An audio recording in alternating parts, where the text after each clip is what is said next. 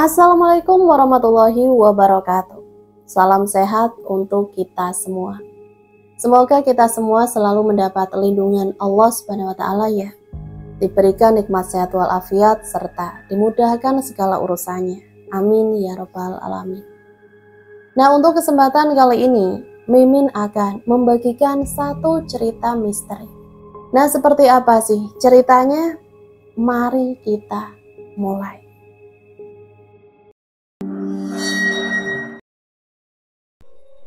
Pada zaman dahulu kala, hiduplah seorang bergelar camat dengan putri cantiknya yang bernama Surti. Yang kesehariannya orang-orang memanggilnya dengan sebutan Nyi Surti. Cantik parasnya, cantik pula akhlaknya. Tidaklah heran kalau Nyi Surti banyak dikagumi oleh orang banyak. Juga tidak jarang para pemuda yang tergila-gila setelah bertemu muka dengannya. Di suatu sore segerombolan orang datang bertamu ke rumahnya. Seorang pemuda tampan yang diiringi kedua orang tuanya dan saudara-saudaranya. Dengan tujuan hendak meminang putri camat itu, yaitu Nyi Surti. Tetapi sayang, rupanya itu pemuda bukan terlahir dari keluarga bangsawan ataupun orang kaya di zaman itu.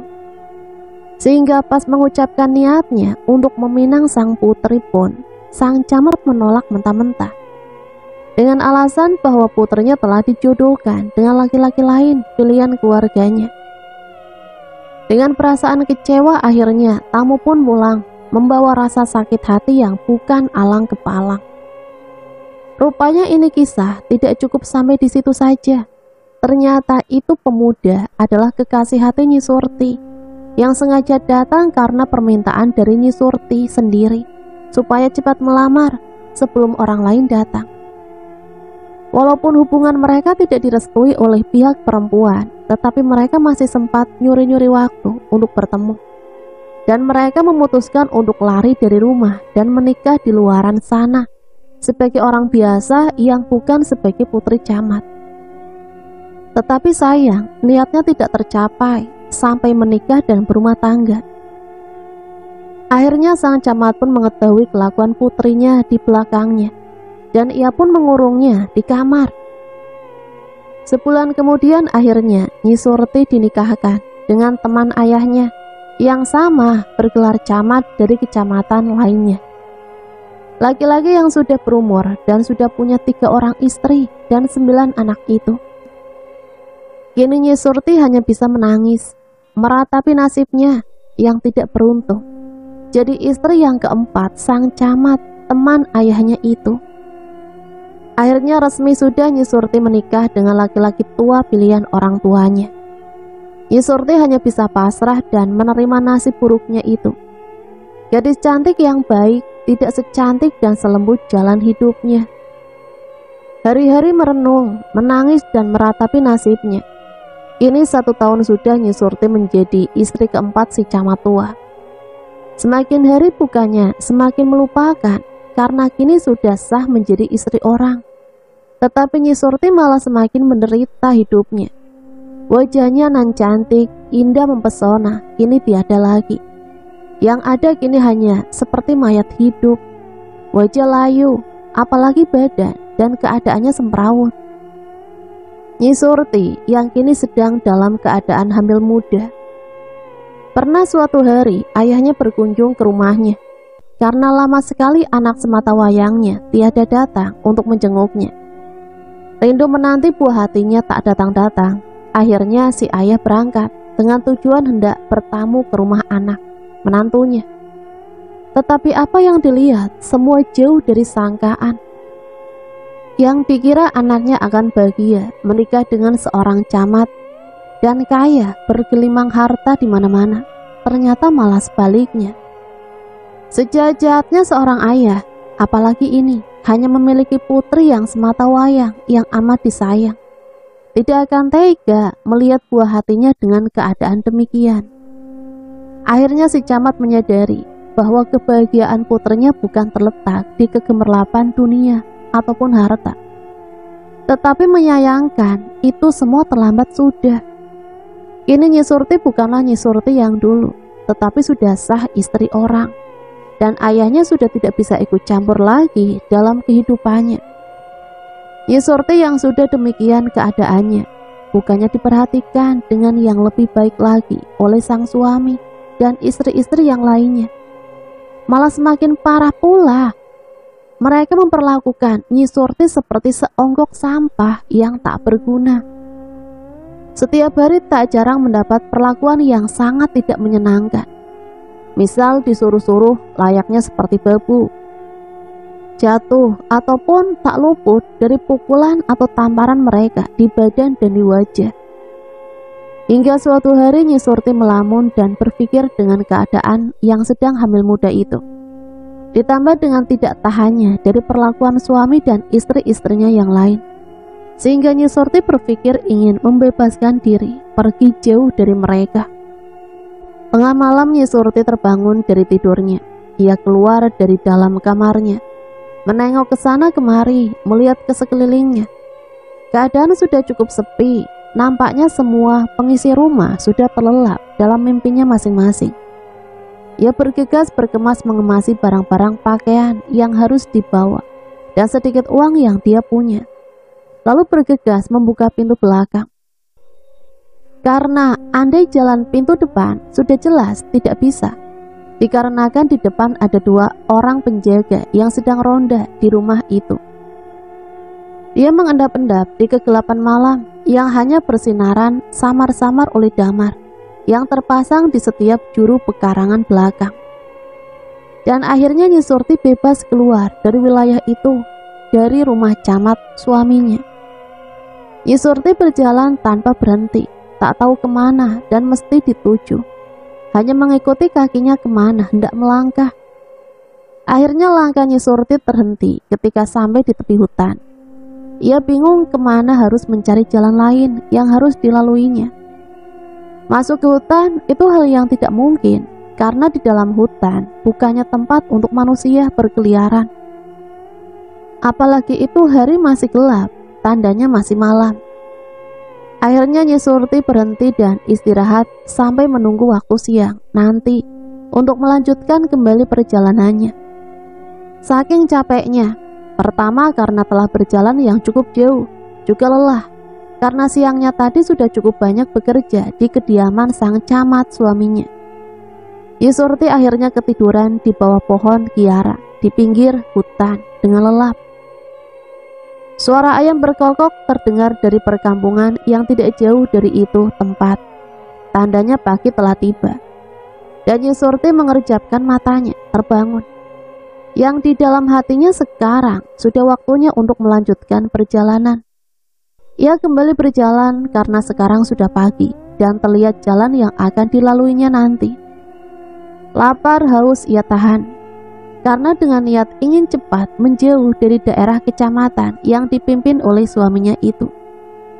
Dan akhirnya lagi-lagi kakinya harus berhenti ketika di hadapannya terdapat sungai dan jurang yang cukup dalam, yang tak mungkin bisa dilewati hanya oleh seorang perempuan sepertinya.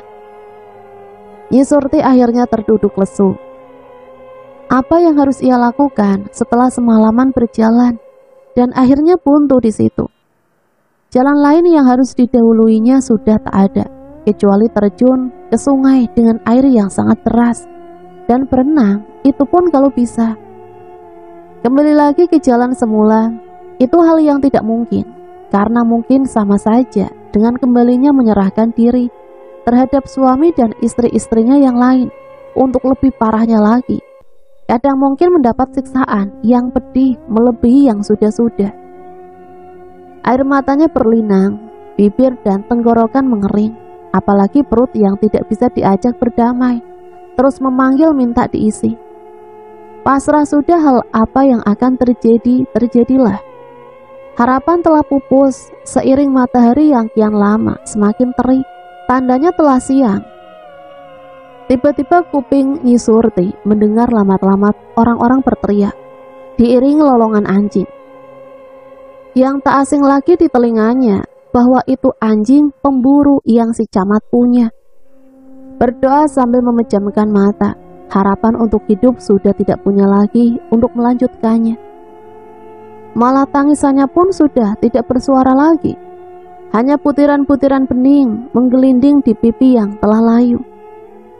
Semakin dekat, semakin nyaring suara-suara orang-orang dan anjing bersautan. Dan akhirnya tamatlah sudah hasrat Nyi Surti untuk pergi jauh menghindar dari si tua bangka suaminya itu. Laki-laki tinggi besar dengan kumis hitam tebal dan separuh rambut yang sudah memutih, berdiri di hadapan Nyi Surti sambil tolak pinggang yang tiada lain itu adalah si camat suaminya. Dengan suara bergelidik membentak Nyi Surti dan hendak menjambak rambutnya. Tetapi Nyi Surti melangkah ke belakang beberapa langkah dan selamat. Jambakan suaminya tidak mengena. Nyi Surti balik mengancam, andai suaminya tidak mundur, maka ia akan menjatuhkan dirinya ke jurang yang hanya beberapa langkah lagi sampai di tepi itu jurang.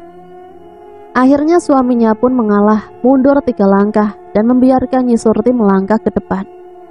Tanpa diduga, si suaminya itu menangkap lengan Nyi Surti dan menariknya. Ditampar berulang-ulang, bahkan ditendang perutnya. Padahal suaminya tahu bahwa Nyi Surti telah mengandung benih dari dirinya. Nyi Surti mengerang, kesakitan, dan berontak mencoba melepaskan diri dari cengkraman suaminya. Tetapi gagal. Karena sekuatnya pun tenaga perempuan tidak akan dapat mengalahkan tenaganya laki-laki. Nyi Surti ambruk ke tanah dengan perlumuran darah dari hidung dan bibirnya. Yang lebih parahnya lagi, janin yang ia kandung gugur. Darah segar menetes dari bagian kedua betisnya.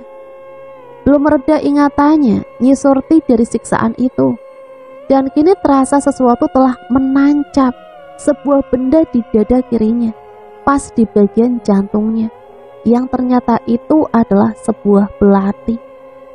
Hanya dengan hitungan beberapa detik, Nyi Surti melangkah mundur sambil terhuyung. Kini badannya melayang, terhempas jatuh ke jurang, yang di bawahnya terdapat sungai yang cukup deras airnya, dan ia sudah tidak ingat apa-apa lagi. Entah berapa lama Nyi Surti lelap dalam tidur panjangnya, dan kini terjaga dengan penampilan dan rasa yang lain. Ia tak ingat lagi apa yang telah terjadi setelah jatuh ke jurang. Yang dia tahu sekarang hanya berwujud yang disebut orang adalah kuntilanak. Hari-hari dilalui dengan sepi sendiri tanpa seorang pun yang peduli. Itulah nasib Nyi Surti setelah mati dan hidup kembali, tetapi dengan wujud yang lain, yaitu kuntilanak. Pertama, dia tidak menyadarinya bahwa dirinya telah mati, mengenaskan dengan jasad yang tidak utuh, juga tidak sempurna seperti layaknya manusia mati yang dikebumikan sewajarnya. Nyi Surti terjaga dan berada di pinggir sungai yang tidak jauh dari perkampungan. Ia bangkit berdiri dan berjalan menyusuri tepian sungai. Langkahnya ringan dan mengambang dengan wajah yang tidak utuh seperti layaknya manusia. Nyi Surti tidak sadar bahwa dirinya telah mati dan menjadi kuntilanak.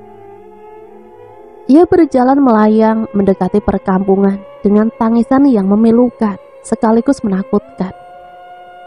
Tetapi perkampungannya sepi, yang ada hanya 1-2 orang saja di gardu ronda, yaitu ronda yang sedang giliran berjaga. Nyi Surti mendekati 2 orang yang sedang duduk di depan perapian. Dan Nyi Surti bertanya di mana dan apa nama itu perkampungan. Tetapi sebaliknya, yang ditanya bukannya menjawab. Mendengar seseorang muncul di hadapannya, mereka dengan bersuara tengek dan berwujud menyeramkan, malah mereka berteriak ketakutan sambil lari tunggang langgang dengan menyebut, "Kuntilanak!" Nyi Surti bingung bercampur heran. Kenapa mereka lari terbirit-birit setelah melihat dirinya? Sedih menyayat hati, Nyi Surti menangis sejadi-jadinya. Perkampungan semakin sepi mencekam. Jangankan ada orang keluar rumah, anak menangis pun nampaknya tidak diperbolehkan. Ia melayang-layang ke sana kemari mencari naungan, tetapi 1 orang pun tiada yang peduli. Malam Nyi Surti terjaga dan berkeliaran. Jika pagi setelah terdengar ayam berkokok, Nyi Surti masuk ke rerumpunan yang berada di tepi sungai dan tertidur di situ. Hari-hari berlalu sudah, hingga akhirnya suatu malam terdengar gamelan yang nampaknya ramai didatangi orang-orang. Tepatnya di perkampungan sebelah yang tidak jauh dari perkampungan yang Nyi Surti sering singgahi untuk bertanya.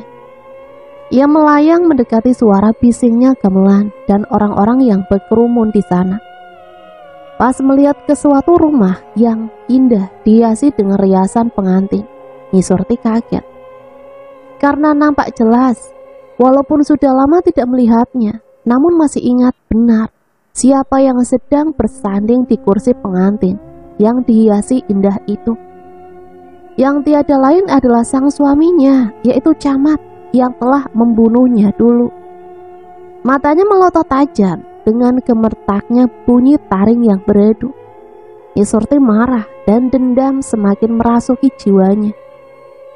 Karena lelaki itulah dirinya menjadi seperti sekarang, dijauhi orang-orang dan hidup menyendiri karena ia telah hidup di dua alam. Gamelan semakin malam semakin nyaring bunyinya, seiring dengan suara Nyi Surti yang tertawa dan menangis sejadi-jadinya. Ia bertengger di atas pohon durian yang letaknya tidak jauh dari tempat suaminya yang sedang melangsungkan pernikahan dengan seorang gadis yang berasal dari kampung itu. Dasar manusia biadab, umpat Nyi Surti kerak.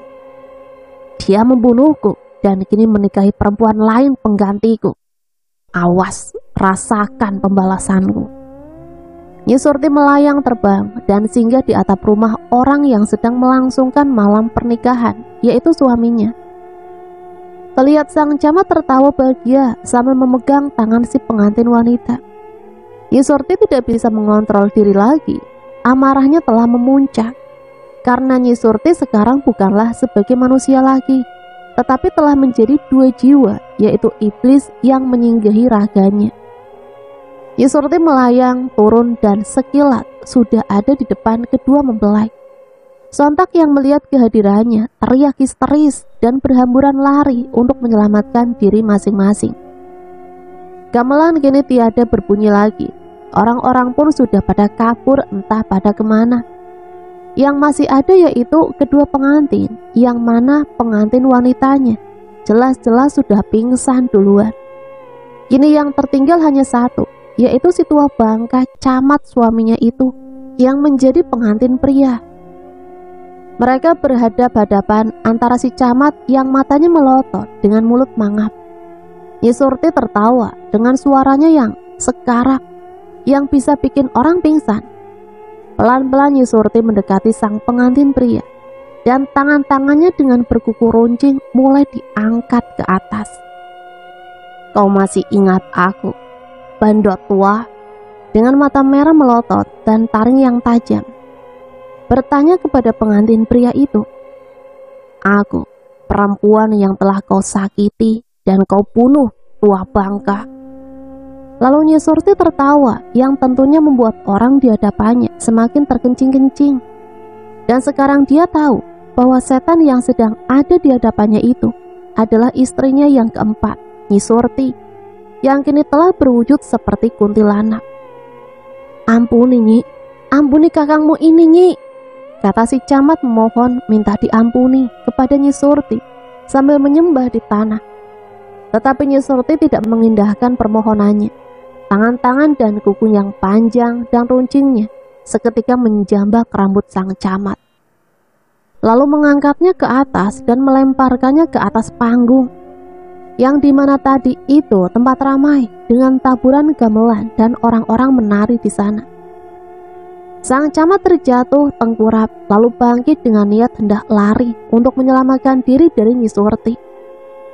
Tapi tidak semudah itu, karena Nyi Surti sekilat sudah ada di depannya, dan dengan seketika tangan dengan kukunya yang tajam mencekik si Camat. Si Camat nampak kewalahan, ingin melepaskan diri dari cekikan Nyi Surti yang semakin lama semakin menguat.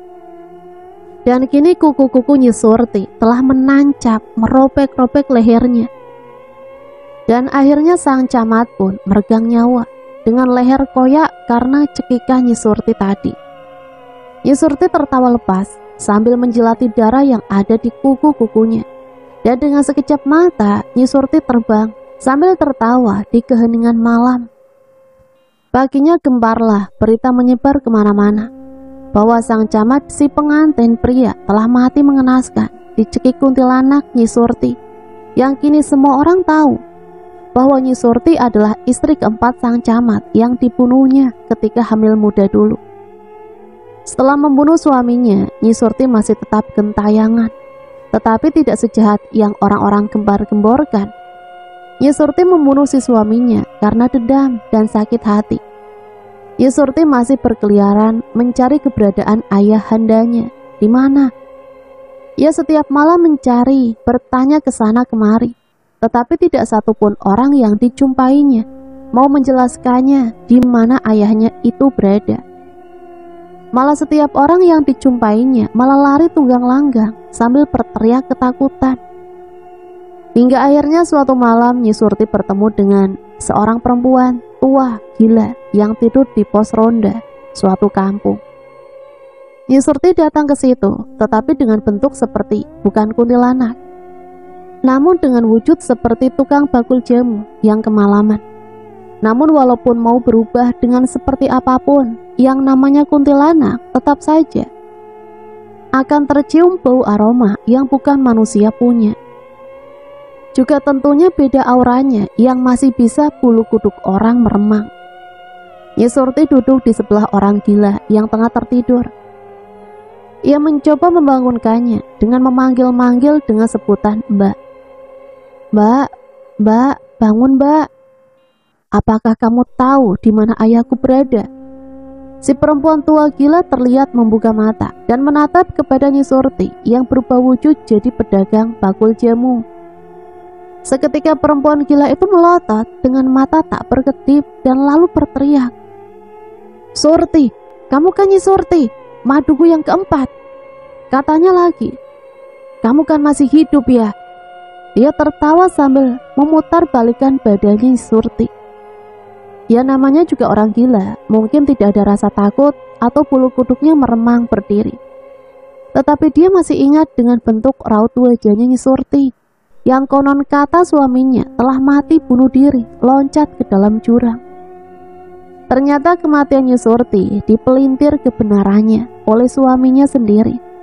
Si camat tidak terus terang kepada semua orang bahwa Nyi Surti mati dibunuh dirinya, tetapi dibikin skenario lain dengan menyogok harta kepada anak-anak buahnya agar menjadi saksi palsu bahwa Nyi Surti mati bunuh diri loncat ke dalam jurang dan terbawa hanyut aliran sungai yang deras. Perempuan gila itu tiada lain adalah istri pertamanya si camat, suaminya Nyi Surti. Ia gila karena suaminya mati dan jatuh miskin, karena semua hartanya telah habis pada perebutannya oleh para istri-istri dan anak-anaknya yang lain. Karena nasib perempuan itu tidak dikaruniai anak dari sang camat. Juga ketika masa hidupnya, si tua camat banyak menghambur-hamburkan hartanya kepada perempuan-perempuan lain yang akan dinikahinya nanti. Sehingga dengan waktu yang singkat, habislah terkuras tiada yang tersisa. Dia sebagai istrinya yang tertua tidak dapat berbuat banyak.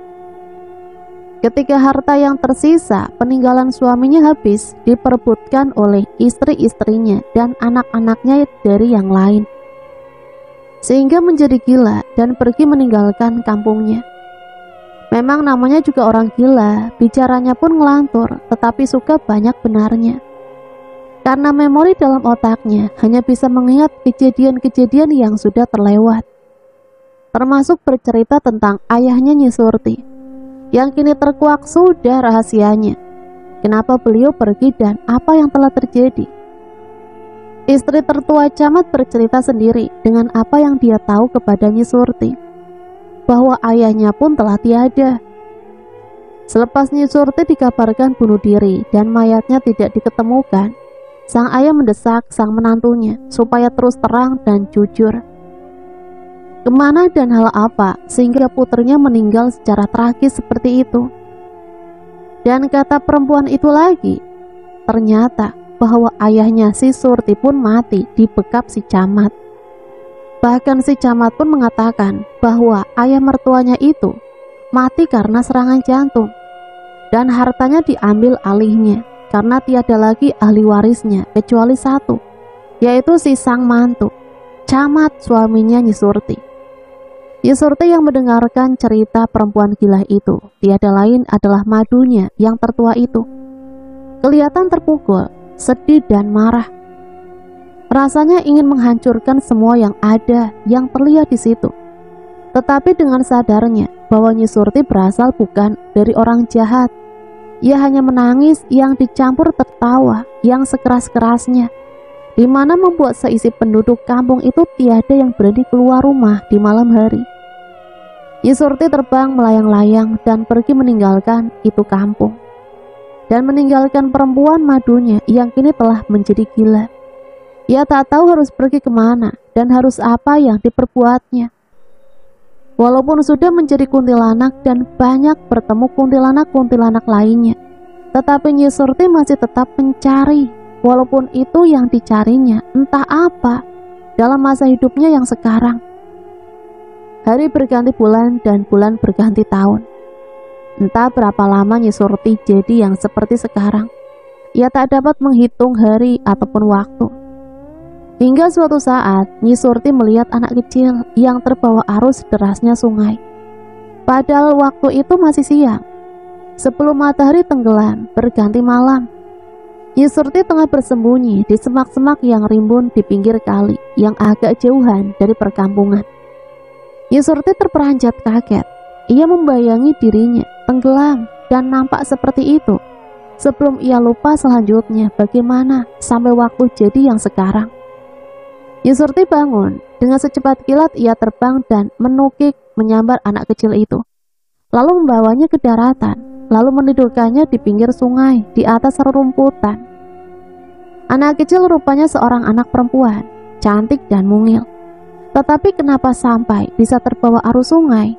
Anak siapa dia? Anak kecil perempuan itu berumur kira-kira paling 2 atau 3 tahunan nampaknya. Sungguh diberi keajaiban, andai itu terjadi di anak yang biasa-biasa, mungkin sudah tidak akan bernyawa lagi. Bayangkan, terbawa hanyut di sungai yang sangat deras airnya. Juga tempatnya lumayan jauh dari pemukiman atau perkampungan. Atau mungkin alur cerita kehidupan itu sudah ditulis.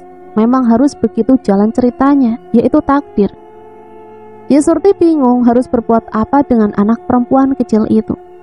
Ditinggalkan sendirian dalam keadaan pingsan, mana mungkin.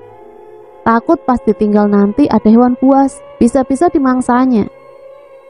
Ditunggu sampai siuman juga bingung, bagaimana kalau tidak cepat-cepat ditolong, jangan-jangan nanti nyawanya bisa tak tertolong. Akhirnya Nyi Surti merubah wujudnya jadi seorang perempuan asli dirinya, seperti dulu sebelum ia mati. Dan kebetulan matahari telah terbenam, tanda sudah memasuki waktunya maghrib. Nyi Surti mengambil air dari sungai, mempergunakan daun keladi, dan dibasuhnya ke wajah itu anak kecil yang masih pingsan. Masih belum juga siuman, lalu ia mengangkat badan mungil itu dengan kaki di atas, kepala di bawah, dengan tujuan supaya sisa air yang terminum itu agar keluar turun. Ditiupnya kuping anak itu sambil memanggilnya, siapa tahu bisa mendengar. "Nak, bangun nak, kita pulang, ibu bapakmu sedang menunggumu di rumah. Ayo bangun." Pelan-pelan mata anak itu terbuka, tetapi nampak lemas, bahkan menangis pun ia tak bisa. Nyi Surti mendekapnya. Dia ingin membuat anak itu hangat, tapi si anak malah menggigil. Nyi Surti lupa, yang ia pikir dirinya masih seperti yang dulu ketika hidup. Sekarang beda lagi, kan dirinya sudah mati, yang tentunya berubah jadi dingin. Akhirnya Nyi Surti terbang sambil mendekap anak itu, yang dituju sebuah perkampungan. Niatnya bagaimana nanti, daripada anak itu tidak tertolong nyawanya. Nyi Surti mencari orang yang kira-kira masih di luar rumah, tetapi sunyi sepi, tak satu pun dijumpainya. Akhirnya ia turun di sebuah gubuk di pinggir sawah dan mengetuk-ngetuk pintu sambil mengucap salam. Dari dalam ada yang nyautin dan keluar membukakan pintu. Seorang kakek tua tertegun melihat seorang perempuan yang mendekap anak kecil di hadapannya. "Kek, tolong, ini anak terbawa hanyut di sungai. Tolong obati dan carikan siapa orang tuanya." Si kakek malah bengong, tidak mengerti. Dari mana datangnya ini perempuan cantik dengan seorang anak kecil di pangkuannya. Tetapi si kakek tidak banyak tanya. Ia cepat-cepat membawa anak itu masuk dan diselimuti oleh kain sarungnya yang ada. Lalu menyalakan perapian agar badan anak itu menjadi hangat. Ketika si kakek sibuk dengan mengurus anak kecil yang dibawa Nyi Surti, kakek itu ingat dan tidak bertanya bagaimana ceritanya tentang itu anak. Ia menoleh ke arah Nyi Surti tadi, tetapi begitu terkejutnya si kakek, karena Nyi Surti sudah tidak ada di tempat. Lalu kakek itu keluar gubuk dengan pikiran mungkin di luar, tetapi nihil, tak terlihat bayangannya pun ataupun bekasnya. Setiap lepas maghrib, Nyi Surti selalu mengunjungi gubuk kakek tua yang sebatang kara. Ada aja oleh-oleh yang dia bawa untuk si kakek dan si anak kecil yang Nyi Surti temukan di sungai waktu yang lalu. Seperti waktu itu, Nyi Surti datang dengan membawa sekeranjang oleh-oleh yang terdiri bermacam-macam di dalamnya. Ada berupa makanan, buah-buahan, ada juga pakaian untuk kakek dan si anak kecil. Entah dari mana dia dapatkan semua itu. Yang terpenting setiap ke situ harus selalu penuh dengan bawaan.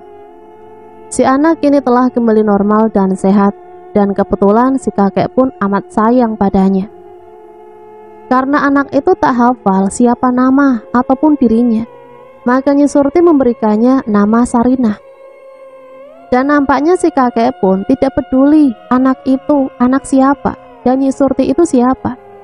Yang dia tahu kini hidupnya telah banyak berubah, karena seakan mendapatkan kembali sesuatu yang hilang dari dirinya. Nyi Surti dia telah dianggap sebagai anak dan Nyi Sarinah sebagai cucunya. Walaupun ada yang ganjil dengan keanehan yang Nyi Surti lakukan, tetapi si kakek terlanjur sayang dan tidak mau tahu atau tidak banyak tanya. Dan sebaliknya, Nyi Surti kini seakan menemukan kembali kebahagiaan yang sangat lama tidak didapatkan. Kini ia mendapatkan seorang ayah dan sekaligus mempunyai anak angkat. Seperti waktu itu, Nyi Surti tengah berkunjung ke gubuk kakek dan Nyi Sarinah. Ia nampak cantik dengan balutan kebaya putih dan kain batiknya. Nyi Sarinah tahu ibu angkatnya datang di setiap lepas maghrib. Ia menyambutnya dengan manja, minta digendong dan dicium. Si kakek pun nampak bahagia mempersilahkan Nyi Surti masuk. Mereka duduk di depan perapian sambil ngobrol dan tertawa, bercanda dengan si kecil Sarinah. Memang Nyi Surti itu bukan manusia, tetapi bila sedang dengan orang-orang, ia sangat sayang, tidak nampak siapa dia yang sebenarnya. Nyi Surti akan berpamitan pulang bila Nyi Sarinah sudah tertidur pulas di pangkuannya. Sarinah diletakkan di balai-balai bambu dan diselimuti olehnya. Lalu Nyi Surti berpamitan hendak pulang. Si kakek tidak tahu pulang kemana. Karena bila kakek melarang untuk bepergian lagi, Nyi Surti selalu menolak dengan alasan harus bekerja demi kakek dan si kecil Sarinah. Dan yang akhirnya si kakek pun tidak bisa melarangnya kembali. Karena memang iya, kalau bukan Nyi Surti siapa lagi yang akan menunjang kehidupan dengan si kecil Sarinah. Nyi Surti keluar dari gubuk si kakek tanpa pikir panjang. Dengan satu kedipan mata saja ia telah kembali berubah menjadi kuntilanak dan terbang di angkasa. Ia melalang buana, mendatangi setiap pelosok. Di mana ada keramaian di situ ia turun dan berganti jati diri menjadi manusia. Rupanya Nyi Surti tidak memanfaatkan kesaktiannya untuk mencari rezeki, tetapi ia dapatkan dengan caranya, yaitu bekerja. Padahal sangat mudah, Anda Nyi Surti mau untuk mendapatkan segalanya, tetapi ia berpikir untuk kakek dan putri angkatnya, ia tidak mau memberikannya yang bukan haknya. Ia ingin menjadi ibu dan anak yang terbaik untuk keluarga kecil barunya. Nyi Surti mendatangi sebuah pasar malam di waktu itu. Ia melihat ke sekelilingnya, Siapa tahu ada yang butuh bantuan, minta didagangkan dagangannya. Matanya tertuju ke sebuah warung nasi yang sepi pembeli. Ia unjuk salam dan melamar kerja di tempat itu. Si tukang warung nasi awalnya menolak karena boro-boro bisa menggaji Nyi Surti. Warungnya saja juga sepi dari pembeli. Namun Nyi Surti janji akan membuat warung orang itu berubah menjadi ramai dengan pembeli. Dan andaikan tidak laku, Nyi Surti minta jangan diberi upah. Pada akhirnya Nyi Surti jadi bekerja di tempat warung nasi itu. Ia memikat para pembeli dengan kecantikannya, juga senyum ramahnya. Sehingga dalam waktu yang singkat, banyak orang-orang berdatangan untuk makan di warung itu. Siapa yang tidak akan kepincut, andai kita melihat pelayannya sudah cantik jelita, ramah lagi. Yang tidak lapar pun tentunya akan memaksakan diri untuk singgah dan makan di tempat itu. Warung nasi yang biasanya Nyi Surti bekerja setiap malam ramai terus oleh pembeli dan pendatang. Kadang yang namanya laki-laki, kalaupun tidak mau makan, ia setidaknya hanya nongkrong demi bertemu dengan si cantik Surti. Tak aneh, setiap malam dagangan warung itu selalu laris terjual habis. Nyi Surti sumringah karena larisnya dagangan, maka besar lagi upah yang ia terima dari si tukang warung. Besar lagi pendapatannya, maka kesempatan untuk Nyi Surti bisa menabung guna bekalnya kelak Nyi Sarinah, anak angkatnya itu. Malam-malam berlalu, ia lalui hanya untuk bekerja di tempat itu. Namun tampaknya dari sekian banyak pendatang, tak satu pun yang mencurigai bahwasanya Nyi Surti itu bukanlah manusia seperti mereka.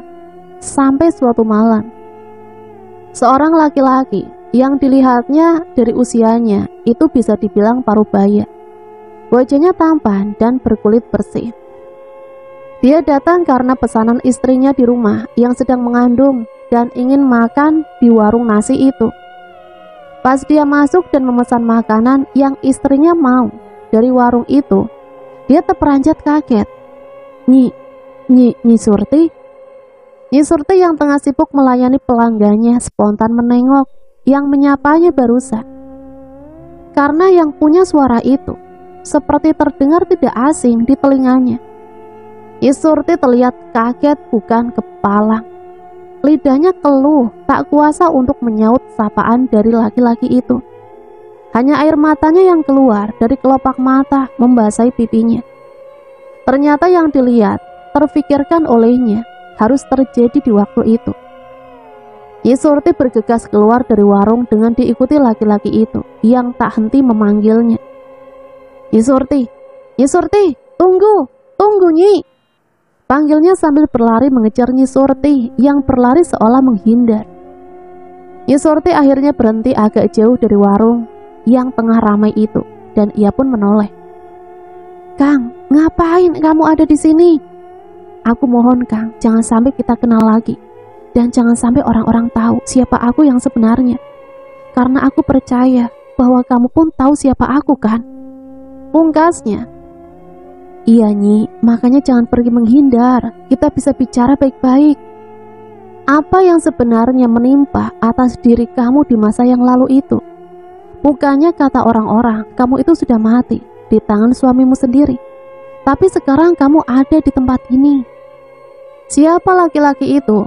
Ternyata itu laki-laki adalah cinta pertamanya dahulu, yang pernah ditolak mentah-mentah oleh ayahnya ketika datang melamarnya dulu. Di mana sekarang laki-laki itu sudah menikah dengan perempuan lain yang bukan dirinya. Mereka duduk di sebuah bangku yang letaknya agak jauh dari keramaian. Nyi Surti menceritakan semua kisahnya yang ia tahu dan yang diingatnya sedari menikah dengan si camat sampai waktu ini. Sebentar, kata lelaki itu yang bekas kekasihnya Nyi Surti dulu memotong pembicaraan. Dahinya mengernyit seperti sedang berpikir. Tadi kamu bercerita mengenai telah memungut seorang anak perempuan kecil yang kamu temukan hanyut di sungai kan? Sebutkan Nyi, bagaimana ciri-cirinya anak itu padaku? Katanya lagi dengan nada sungguh-sungguh. Lalu Nyi Surti menceritakan ciri-ciri Sarinah, anak angkatnya pada laki-laki itu. Memangnya kenapa Kang? sepertinya penasaran sekali. Apa Kakang tahu siapa dia dan ibu bapaknya di mana? Ya barangkali saja, Nyi. Tertegun nampaknya, raut muka berubah sedih. Aku juga sempat kehilangan putri pertamaku sebelum istriku hamil lagi oleh yang sekarang ini, Nyi. Tetapi tidak tahu itu anakku atau bukan, karena putriku hilangnya di rumah, bukan di sungai. Nyi Surti tertegun, bingung. Tidak terbayang andai Sarinah bertemu lagi dengan orang tuanya. Apalagi andai kata itu anak dari bekas kekasihnya. Tapi sepertinya bukanlah, Kang. Karena itu anak kutemukan di sungai yang sangat jauh sekali dari sini, bantah Nyi Surti. Sepertinya Nyi Surti tidak ikhlas andai Sarinah harus kembali lagi ke pangkuan orang tuanya. Memang sih, kalau dilihat-lihat Sarinah itu agak-agak mirip di lesung pipitnya dan senyumannya dengan bekas si pacarnya itu. Tapi apa mungkin ya, pikir Nyi Surti dalam hati. Untuk menghindari yang lebih jauh lagi tentang pembicaraan yang menyangkut Sarinah, akhirnya Nyi Surti pamitan hendak kembali lagi ke warung nasi tempat dia bekerja tadi. Tidak lupa ia memohon supaya laki-laki itu menyimpan rahasianya tentang siapa jati dirinya yang sebenarnya, dengan alasan Nyi Surti bekerja untuk membiayai putri angkatnya, yaitu Sarinah. Dan Nyi Surti berjanji tidak akan pernah mengganggu siapa-siapa. Ia akan berhenti bekerja jika Sarinah sudah besar kelak dan mempunyai jodohnya sampai menikah. Lalu Nyi Surti pergi meninggalkan laki-laki itu seorang diri yang diliputi sejuta tanda tanya. Ia masih kepikiran tentang cerita Nyi Surti tentang anak angkatnya itu. Nyi Surti kembali lagi ke warung yang nampaknya masih ramai oleh pelanggan, tetapi dagangannya sudah hampir habis. Karena tidak enak hati dengan pertemuannya dengan sang mantan, akhirnya Nyi Surti pamitan hendak pulang, sekaligus meminta upah untuk kerjaan malam itu. Sambil terbang di ketinggian, Nyi Surti berpikiran tidak akan kembali lagi ke tempat itu. Ia takut jika benar Sarinah itu putrinya dari laki-laki tadi. Nyi Surti sudah sangat sayang kepada anak angkatnya itu. Jangankan hanya harta, tenaga, walaupun nyawa tentunya akan diberikannya. Memang sih masuk di akal karena Nyi Surti bersikap demikian. Karena Nyi Surti pun dulu adanya calon seorang ibu yang terpaksa kehilangan janinnya gara-gara dibunuh oleh si camat, suaminya sendiri. Nyi Surti sepeninggalnya dari tempat kerjanya tidak langsung bersembunyi di tempat biasa, di pinggir sungai. Tetapi ia langsung menuju rumah si kakek tua yang telah dianggap ayahnya. Padahal waktu itu lewat tengah malam, yang beberapa jam kemudian akan berganti pagi. Ia mengetuk pintu setelah merubah dirinya menjadi seorang Surti yang cantik jelita kembali. Karena kalau tadi ia merubah wujud menjadi kuntilanak hanya untuk bisa terbang saja. Si kakek membukakan pintu. Lalu Nyi Surti masuk dan langsung menemui putrinya yang sedang tertidur pulas. Diciuminya sambil menangis, seperti takut yang amat sangat kehilangan. Nyi Sarinah terbangun dari tidurnya karena berasa dingin. Wajahnya terkena tetesan air matanya Nyi Surti. Ia membuka matanya dan menatap Nyi Surti yang sedang menangis. Lalu ia memeluk ibunya dan menciumnya. Makanya sudah Nyi, tidak usah bepergian lagi. Kangen kan sama anaknya sampai segitunya, kata si kakek. Kita sudah cukup banyak bekal hanya untuk hidup kita sehari-hari. Dapat kamu bekerja setiap malam. Sekarang giliran anakmu yang harus diurus. Maklum kakek sudah tua, tidak tahu umur kakek sampai kapan. Besok atau lusa diambil oleh yang punya, kata si kakek penuh harap dan setengah memohon. Suara ayam berkokok tandanya fajar akan tiba. Nyi Surti masih belum mau beranjak dari sisi putri angkatnya, Sarinah. Waktu cepat berlalu dan kini fajar pun telah tiba. Untung Nyi Sarinah masih tertidur di pangkuannya. Namun si kakek pas melihat Nyi Surti kaget setengah mati. Nyi Surti berubah wujud dari cantik jelita menjadi menyeramkan. Matanya cekung dan bola matanya besar melotot. Daging di pipinya terkelupas busuk menjijikan. Belum taring yang tajam menyeringai. dengan rambut yang panjang terurai acak-acakan, bersemu gimbal. Si kakek mau berteriak saking kagetnya, tetapi Nyi Surti meletakkan telunjuk di bibirnya, supaya si kakek jangan berteriak, dikarenakan Sarinah masih tertidur dengan sangat pulasnya.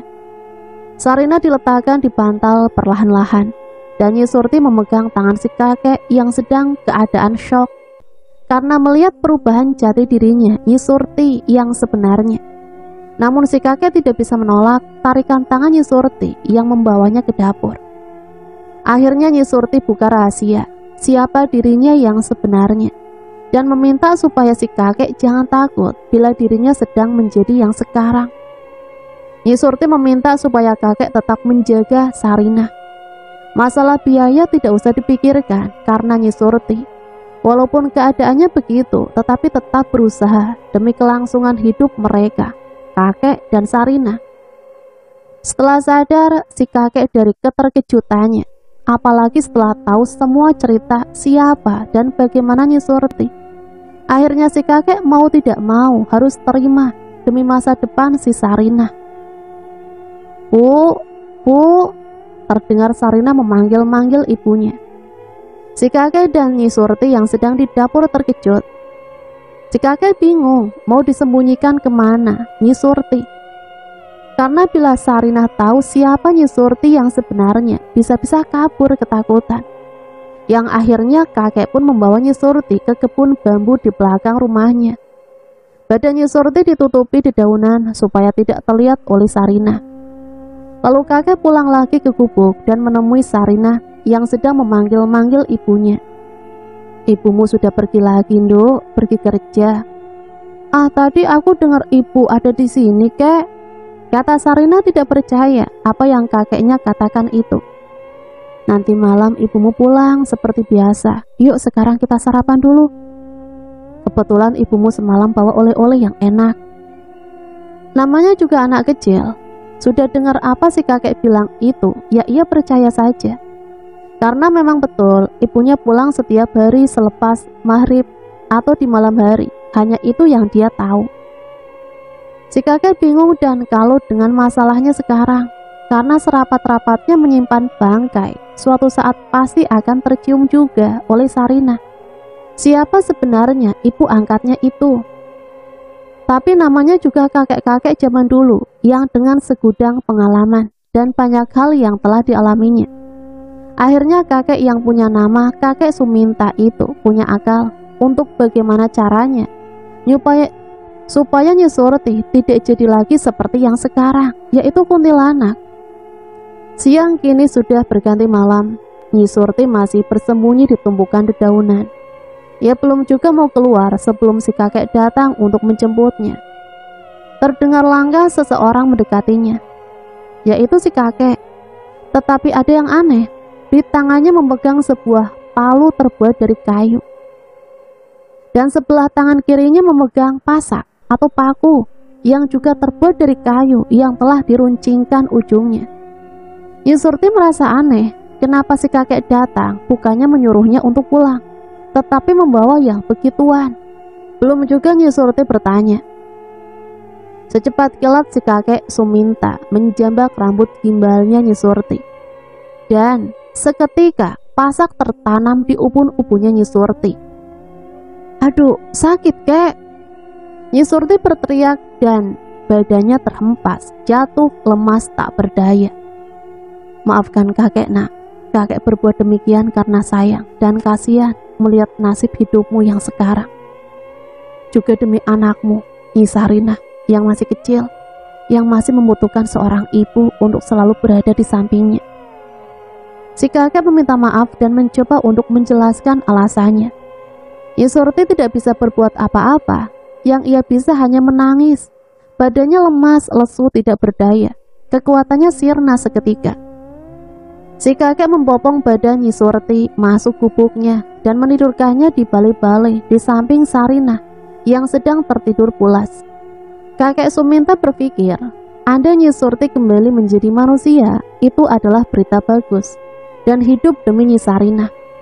Juga andai Nyi Surti harus tewas dengan cara itu pun, ia memang sudah patokannya, ajal harus kembali kepada yang punya. Dengan cara demikian, Nyi Surti akhirnya tertidur sampai tidak ingat apa-apa lagi. Bangun-bangun karena merasa perutnya keroncongan, minta diisi. Dan juga mendengar Sarina memanggil-manggilnya. Nyi Surti membuka mata dan mencoba menggerakkan tangannya, hendak merangkul Nyi Sarina. Tetapi lemas, tidak berdaya. Sementara kakek datang dari dapur dan membawa semangkok bubur encer yang telah dicampur ramu-ramuan, lalu menyuapkannya sedikit demi sedikit ke dalam mulut Nyi Surti. Dulu jika Nyi Surti membuka mulut lebar-lebar, maka taring-taring runcingnya akan terlihat. Tetapi kini hanya deretan gigi yang rapih, walaupun agak kotor, yang akan nampak. Aneh, pikir Nyi Surti. Ketika ia masih menjadi kuntilanak, ia tidak pernah merasa lapar. Walaupun suka makan dan minum sesuatu yang berbau darah, itu bukannya dorongan dari perut lapar, minta diisi seperti sekarang. Tetapi sekarang, satu mangkok bubur pun rasanya tidak cukup. Rasa lapar terus memanggil, minta ditambah lagi jatah makannya. 2 hari kini telah berlalu, dan terlihat Nyi Surti sekarang sudah agak bugaran. Wajahnya tidak rusak seperti ketika masih menjadi kuntilanak. Kecantikannya kembali seperti Nyi Surti yang ketika jauh sebelum meninggal di tangan si camat suaminya dulu. Hanya badannya saja yang kini belum pulih betul, masih kurusan. Nyi Surti nampak sumringah bercanda dengan Nyi Sarina. Dan sesekali Nyi Sarina memapah Nyi Surti untuk berjalan-jalan di sekitaran gubuk, untuk menguatkan kaki-kakinya yang terasa masih lemas. Tak terasa kini Nyi Surti 1 tahun sudah menjadi manusia. Walaupun itu bersifat sementara, hidupnya benar-benar berarti untuk Sarina dan si kakek Suminta. Hari-hari dilaluinya dengan kegembiraan, walaupun dengan hidup yang sangat sederhana. Keseharian Nyi Surti membantu si kakek di ladang, kadang di sawah, dan hasilnya ia bawa ke pasar untuk dijual dan ditukar dengan keperluan sehari-hari. Setiap pulang dari pasar, Sarina selalu memburu oleh-olehnya, berupa makanan enak ataupun mainan juga pakaian. Kini Nyi Sarina telah tumbuh semakin besar, maka besar juga Nyi Surti harus membiayai dan mengurusnya. Tetapi itu adalah sebuah anugerah, di mana ia mendapatkan anak yang tidak terduga-duga. Hampir setiap hari Nyi Surti pergi ke pasar, membawa macam-macam hasil tanian. Malah sekarang namanya pun telah diganti, yang banyak dikenal orang sekitar dengan panggilan Nyi Sari. Karena itu yang terbaik, guna mengelabui dari kemungkinan ada orang yang mengenal Nyi Surti itu siapa. Seperti waktu ini, Nyi Surti atau Nyi Sari pergi ke pasar, membawa hasil kebunnya yang cukup lumayan banyak. Ia mendagangkannya sendiri, karena kalau diborongkan, alhasil tidak akan dapat seberapa keuntungannya. Nyi Surti, itu kamu kan? Sapa seseorang. Tetapi Nyi Surti atau Nyi Sari yang sekarang tidak menoleh ataupun menjawabnya. Ia hanya celingukan, pura-pura tidak tahu. Nyi Surti itu siapa yang orang maksud itu? Nyi, aku mendatangi warung nasi yang biasa kamu kerja di sana. Tapi katanya kamu sudah tidak kerja lagi di sana. Maaf, Kakang ini bicara kepada siapa? Saya mah bukan Nyi Surti, tetapi Sari. Kakang telah salah orang, bantah Nyi Surti lagi. Tidak mungkin saya salah orang. Aku kenal sekali, mana mungkin lupa. Kata orang itu yang tiada lain adalah bekas kekasihnya Nyi Surti dahulu, yang dikenal dengan nama Kang Jaya. Di dalam hati Nyi Surti memang mengakuinya bahwa dirinya adalah Surti. Tetapi demi menjaga rahasia, ia tetap mungkir pada nama Surti. Bukan Kang, coba lihat dengan seksama, barangkali serupa tapi beda. Canda Nyi Surti. Tidak Nyi, karena aku kenal sekali. Nyi Surti anaknya seorang camat, tetapi sekarang sudah tiada, dan dulu dinikahkan dengan lain camat dari lain daerah oleh ayahnya. Kang Jaya tetap ngeyel, memaksa Nyi Surti untuk mengakuinya. Nyi Surti malah ketawa. Kang, aku mah anak seorang petani. Mana kampungku tidak jauh dari sini. Aku seorang janda beranak satu dan bapakku belum mati, dia masih hidup. Tidak percaya? Boleh lihat ke rumah. Ayo Kang, borong sayurannya dan buah-buahnya, masih seger-seger. Bukannya nyari Nyi Surti yang tidak jelas. Celoteh Nyi Sari. Kang Jaya hanya menggaruk-garuk kepala tak gatal melihat tingkah Nyi Surti yang aneh. Memang iya sih, wajah dan badannya mirip Nyi Surti, tetapi beda dari sifatnya. Nyi Surti ini orangnya pendiam dan pekah, tetapi ini Nyi Sari orangnya bawel dan suka bercanda. Lagian Nyi Surti ini sudah menjadi kuntilanak, mana mungkin siang-siang bolong begini ada di pasar pakai dagang lagi. Akhirnya Kang Jaya memborong semua dagangan Nyi Sari karena sudah merasa bersalah, salah orang yang dia cari. Nyi Surti pulang cepat karena dagangannya telah laku terjual habis. Sebelum pulang dia mampir dulu ke tempat yang jual makanan untuk membeli makanan kesukaan Sarinah. Juga tidak lupa beli mainan dan sepotong pakaian untuk Nyi Sarinah. Tetapi nampaknya Kang Jaya masih punya rasa penasaran siapa itu perempuan yang mirip dengan Nyi Surti. Dagangan yang telah diborongnya dari Nyi Sari dia titipkan ke pedagang lain, dan dia mencoba membuntuti Nyi Sari kemana perginya. Nyi Surti tidak menyadari atau hanya berpura-pura ketika ia pulang dari jualannya di pasar menuju gubuknya. Sarinah melihat ibunya datang, ia lalu menghambur keluar dan merangkul dan menciumi Nyi Surti. Ibu pulang, hore! Kek, ini ibu pulang nih, katanya kegirangan. Nyi Surti bukan kepalang bahagianya, dalam pikirannya lengkap sudah kebahagiaannya, punya seorang anak dan seorang ayah. Bawa-bawaannya diletakkan di atas tikar pandan dan dibukanya. Nyi Sarinah yang paling duluan membukakan satu persatu sambil mulutnya tidak berhenti berceloteh riang. Diambilnya baju barunya yang dibelikan oleh Nyi Surti dan dipakainya sambil berlunggak lenggok. Nyi Surti dan si kakek Suminta nampak tertawa terbahak-bahak melihat kelakuan Sarinah yang sedang lucu-lucunya itu. Kini Nyi Sarinah umurnya sudah mencapai kira-kira 4 tahun. Karena Nyi Surti sendiri yang menemukannya dulu tidak tahu kapan itu anak dilahirkan. Sedangkan dari jauh sepasang mata mengawasi mereka yang sedang bersendau gurau bahagia. Dan dalam hatinya mengakui bahwa itu bukanlah Nyi Surti yang seperti dugaannya. Karena tidak mungkin, dan itu pun bukan tipe Nyi Surti. Dari segi berbicara dan kelak tawanya pun nampak jauh berbeda. Namun yang membuat dia penasaran, kok ada orang yang benar-benar mirip. Dan hatinya semakin tidak bisa melupakan Nyi Surti, kekasih hatinya dulu. Ia janji suatu saat akan datang untuk menemuinya lagi. Menemui perempuan janda yang beranak satu, anaknya si kakek Suminta di pasar, dan akan mencoba untuk mendekatinya.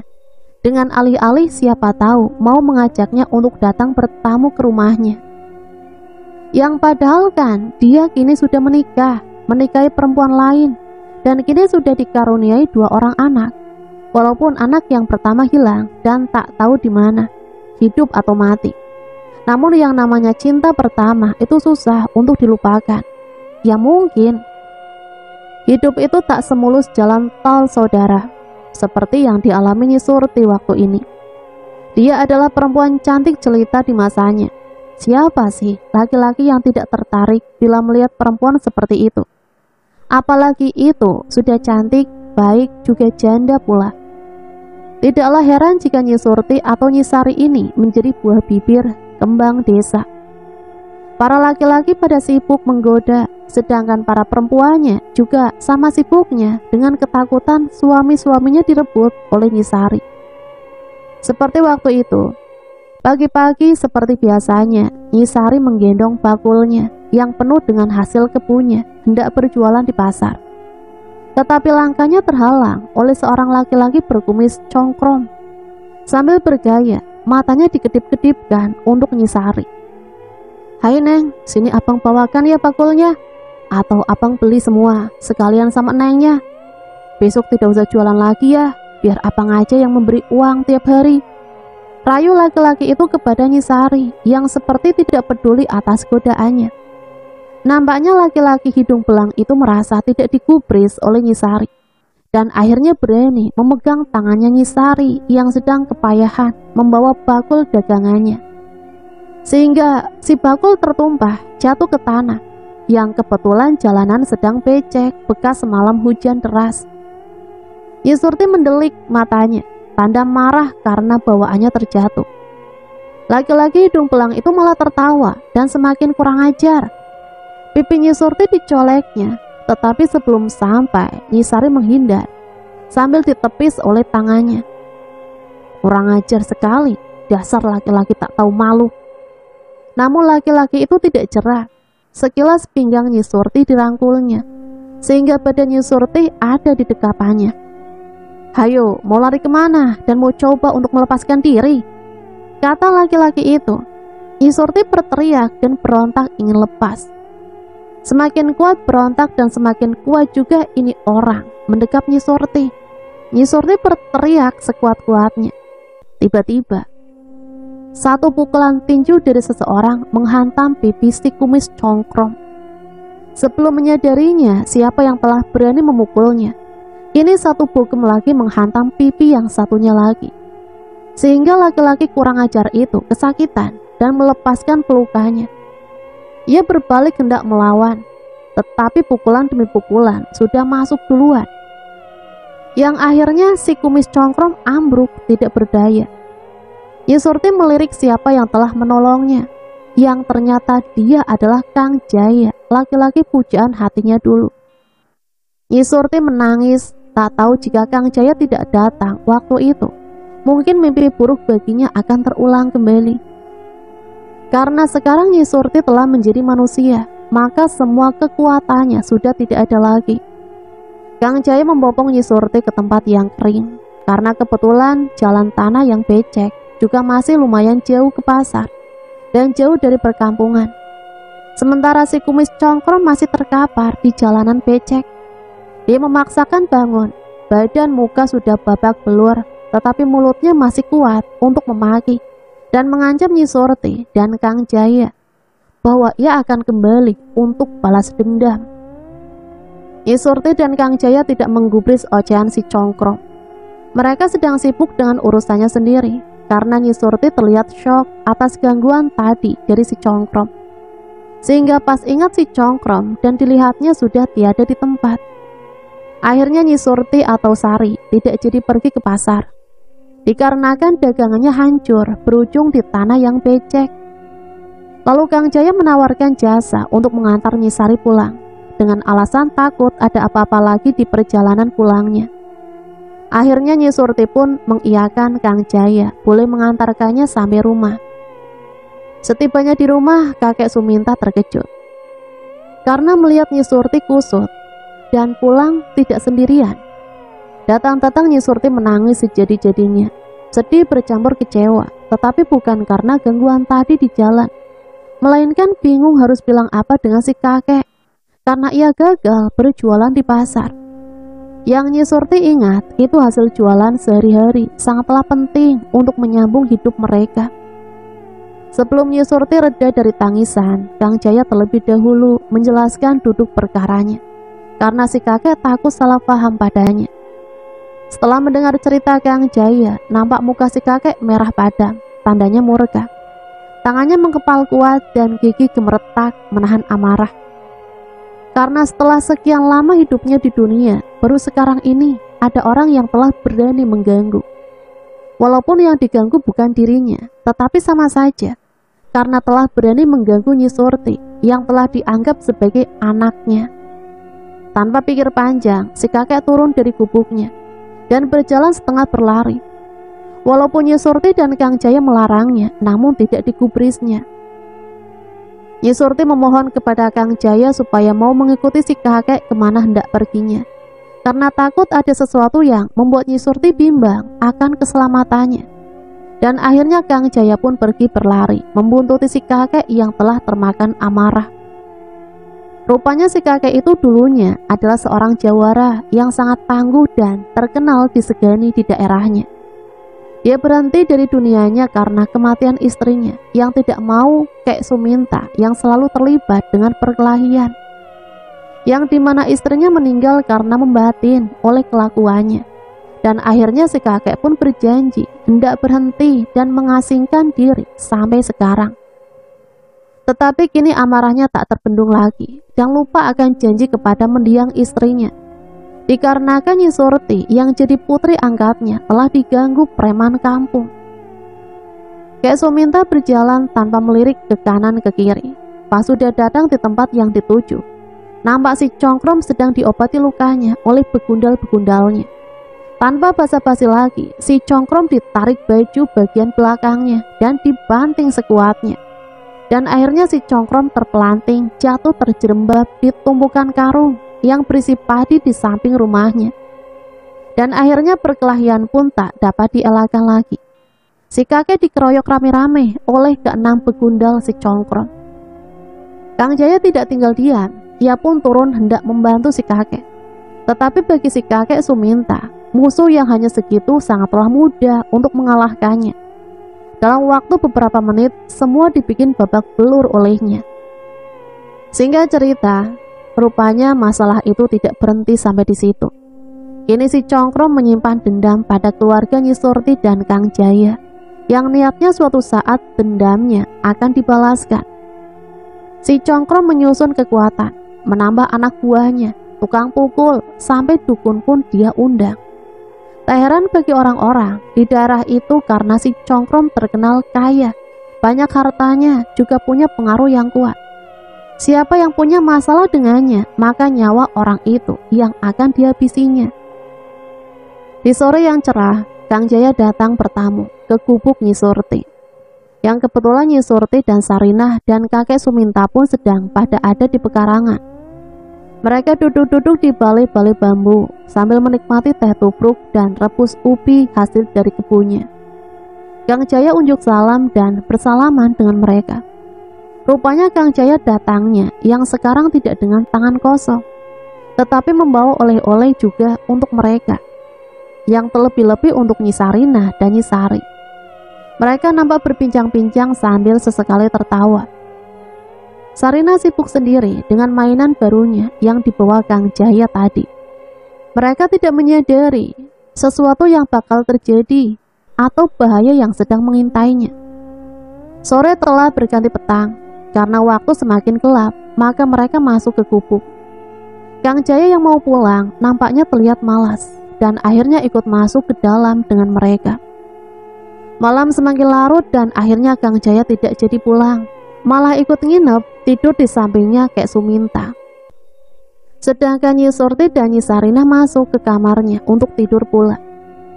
Nyi Surti terbangun dari tidurnya karena merasa kegerahan.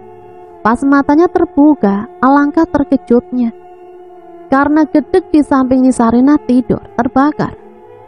Nyi Surti berteriak dengan menyebut kebakaran. Ia menggendong Nyi Sarinah yang masih tertidur.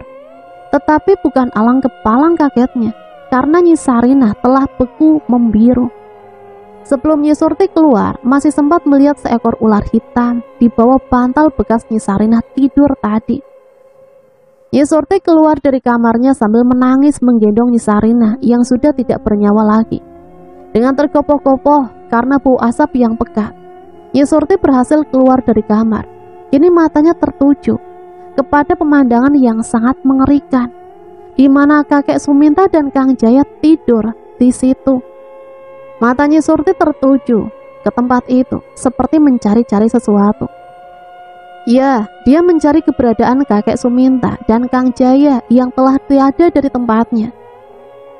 Yang nampak terlihat olehnya hanya gumpalan-gumpalan darah segar di tempat itu yang tercahayai api dari kebakaran tersebut. Nyi Surti semakin panik, ia menangis sambil memanggil-manggil kakek Suminta dan Kang Jaya. Nyi Surti berhambur keluar dari dalam gubuk yang sudah hampir habis terbakar. Namun setelah di luar pun ia masih belum menemui kedua orang tersebut, yaitu kakek Suminta dan Kang Jaya. Lama-lama terdengar orang yang mengerang kesakitan yang tidak jauh dari gubuknya yang terbakar. Nyi Surti berlari ke pusat itu, suara di mana berada. Dengan tangannya masih menggendong mayat putrinya, Nyi Sarinah, yang malang nasibnya. Terlihat Kang Jaya yang tangannya terikat ke belakang di pohon pisang dengan raut leher yang telah putus. Nyi Surti semakin meraung-raung, menangis sejadi-jadinya. Kang Jaya, kenapa sampai begini Kang? Mana kakek Suminta? Kang, maafin Surti, semua berawal petaka dari aku, ratap Nyi Surti. Kang, Sarina itu putrimu yang aku temukan di sungai waktu itu. Dan aku adalah Surti, bukan Sari. Maafkan aku, Kang. Akhirnya Surti mengakui segalanya di depan Kang Jaya yang sedang sekarat. Tetapi belum selesai Nyi Surti melanjutkan pengakuannya, Kang Jaya nyawanya sudah tiada. Nyi Surti menangis sekuatnya sambil memeluk mayat Nyi Sarina. Tiba-tiba dari belakang seseorang menjambak rambutnya, sehingga Nyi Surti terjerembab ke belakang. Lalu orang itu menggendong paksa Nyi Surti dan memisahkannya dari mayat Nyi Sarinah yang berada di pangkuannya. Ternyata orang itu adalah si Cokro, preman kampung yang terkenal sadis dan jahat. Nyi Surti dipaksa hendak dipermalukan di depan orang-orang. Si Cokro yang sudah berhasil balas dendam kepada keluarga Nyi Surti dan Kang Jaya. Nyi Surti berteriak minta tolong sambil memanggil-manggil si kakek dan berusaha melepaskan diri dari cengkraman si Cokro.